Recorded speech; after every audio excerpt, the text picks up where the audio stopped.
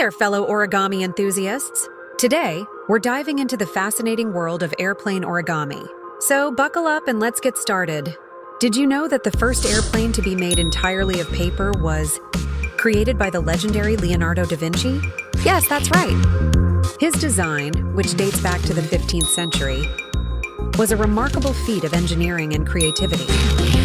Now let's talk about airplane origami. The first thing you need to know is that the paper you choose is crucial. Look for high-quality paper that's thick and strong, but not too stiff. It should be able to bend and fold without breaking.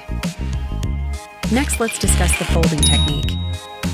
Airplane origami requires precision and patience.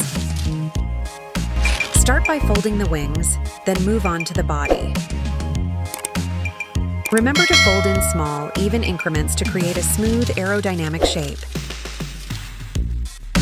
Once you've mastered the basics, you can start experimenting with different designs and sizes.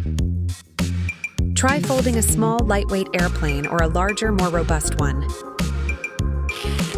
The possibilities are endless. And there you have it, folks. A brief introduction to airplane origami. We hope you enjoyed this little journey into the world of paper airplanes.